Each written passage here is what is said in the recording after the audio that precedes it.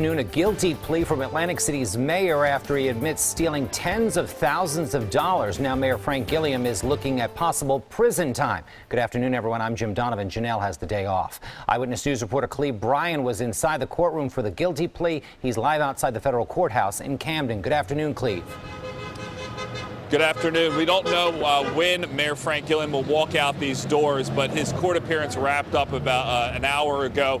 Essentially, he pleaded guilty to information regarding a charge. He didn't actually go through an indictment process. He waived the indictment, but is pleading guilty essentially to wire fraud.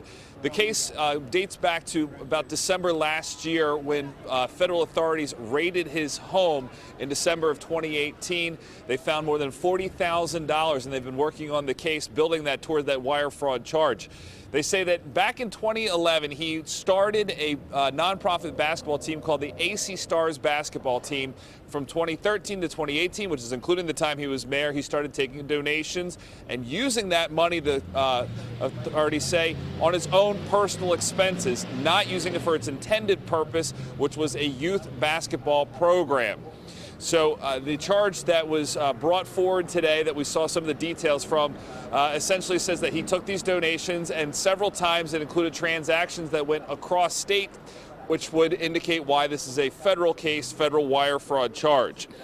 Now, just a short time ago, we got a statement from the U.S. Attorney. It reads, Mayor Gilliam took advantage of his victim's desire to assist underprivileged children by falsely representing that the money contributed to the AC Stars basketball club will go to pay for school supplies or to support youth basketball. The U.S. Attorney continues, instead, he spent the money on himself.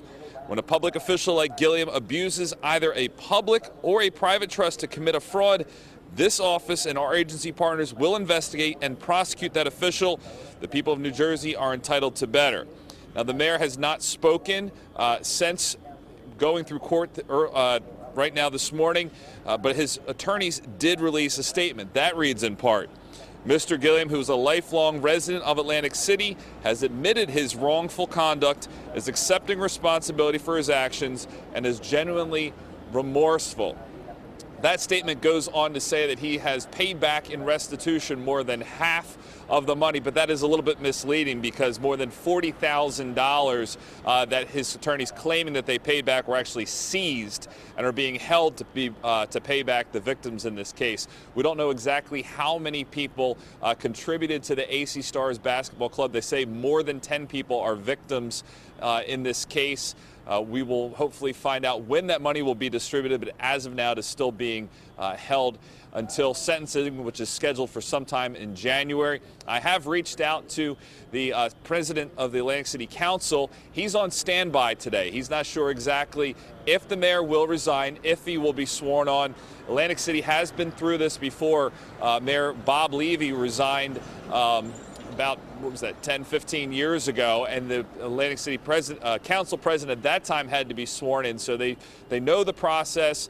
There's been no indication from Mayor Frank Gilliam's attorney that he will resign today, but the understanding of New Jersey law is that when you are found guilty or plead guilty to some sort of a crime, that you are barred from office. The timing of that we're still trying to sort out at this time. So again, we are live outside the federal courthouse, expecting hopefully at some point maybe we'll hear from Atlantic City Mayor Frank Gilliam, who has now pleaded guilty to wire fraud, and that has a maximum sentence of up to 20 years in prison. Live in Camden, I'm Cleve Bryan, CBS 3 Eyewitness News. Thank you, Cleve.